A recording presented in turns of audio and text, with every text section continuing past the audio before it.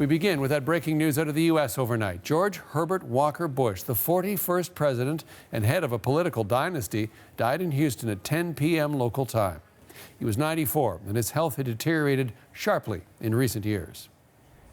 This was the scene in Texas earlier this morning after word of his death broke. Students at a university school of government named after him held a candlelight vigil. Bush served as one term of president, a momentous and turbulent time from 1989 to 1993. He's best remembered for driving Saddam Hussein out of Kuwait during the First Gulf War and the collapse of the Soviet Union. Bush was also a decorated war aviator and chairman of the Republican National Committee during the infamous Nixon-Watergate scandal. Reporter Steve Futterman is in Houston outside the funeral home where the body of George H.W. has been taken. He reflects on a remarkable life of achievement and public service. Well, there's so many different parts of his life to look at. You can look at the young, very young, teenage George Herbert Walker Bush, who went into the military, was a fighter pilot, one of the youngest fighter pilots towards the end of World War II, was shot down in the Pacific. He survived, and there's a remarkable film of him being picked up by a U.S. warship as he survived. Then, of course, later years, he was a businessman for a while. Then he became a CIA director. He was head of the Republican National Committee at a very difficult time just around the Watergate era. Then, of course, we began to know him most when he was picked as Ronald Reagan's vice president. He ran against Reagan in 1980, lost, but Reagan picked him very wisely, most people would say, as his vice president.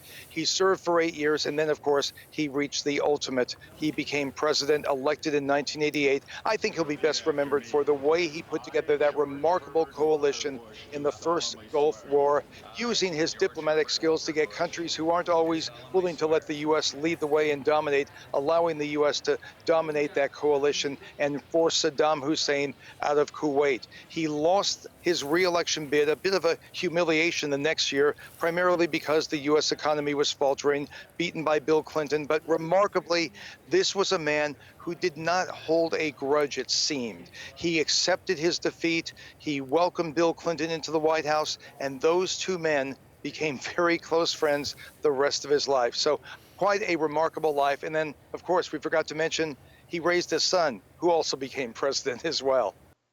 Reporter Steve Futterman in Houston. And a short time ago, the White House confirmed that President Trump intends to make a phone call this morning to George W. Bush from Argentina to offer his condolences on behalf of all Americans at his father's death. Trump will designate next Wednesday as a national day of mourning. He and the First Lady will also attend a funeral at the National Cathedral in Washington. Justin Trudeau is among many paying tribute to George H.W. Bush. In a tweet from the sidelines of the G20 summit in Argentina, the Prime Minister says this, quote, George H.W. Bush's exemplary service and deep commitment to his country informed everything he accomplished over his decades in public life. Sophie and I offer our condolences to his family and the American people on his passing. Former Prime Minister Brian Mulroney is also offering his condolences to the Bush family. In a statement, Mulroney writes, President Bush had become one of those statesmen about whom history's judgment rises every year. It was my privilege to have worked with him on an array of world-changing policy achievements. His legacy, after a lifetime of public service, is extraordinary. Mulroney, of course, served as Prime Minister while Bush was president. Together, they worked on a host of issues, from German reunification, apartheid, and NAFTA. There's no denying the significance of the Bush family in U.S. politics, a dynasty with two presidents among its ranks. And a major reason for that is the example set by George H.W. Bush. Natasha Fatah is here on all of that. A huge family, a family that loved him ineffably. Yeah. Tell us about some of that. A really impressive family, and you mentioned they're a dynasty in U.S. politics, but really they're a force in entertainment, in sports, in finance. Any place you can make money and have influence in the United States, the Bush family has been there. They've got a presence there. And yes, while George H.W. was a huge force, his father sort of set the precedent for the entire family. Prescott Bush was the senator for Connecticut. And so he instilled in his son, George H.W., this commitment to public service, but also a fierce ambition to go after what you want and what you believe in. And so we saw that during the George H.W. years, and we saw what he passed on to his son, George W., who went on to become president as well.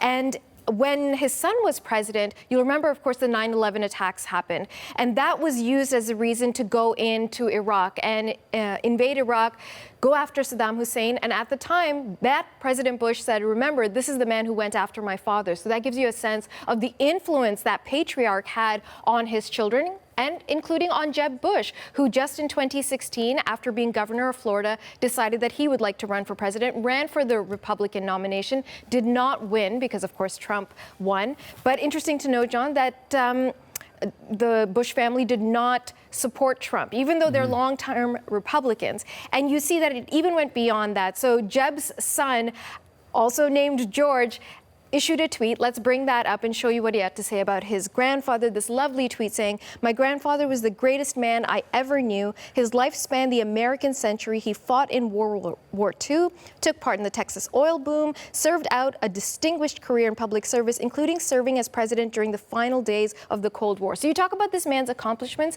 but you also have to talk about the personal. And you cannot talk about George H.W. without talking about Barbara Bush, a force in her own right, the matriarch of that family. And they were together for 72 years. She died earlier this year, and many had anticipated that, his heart was broken. So maybe he wasn't long for this world. But earlier in the year, she was interviewed about what her greatest accomplishment was. Let's have a look at what she had to say. It's absolutely lovely. She says, "I am still old and still in love with the man I married 72 years ago. Also, George Bush has given me the world. He is the best, thoughtful, and loving." What a beautiful sentiment. And hopefully, John, they're back together again.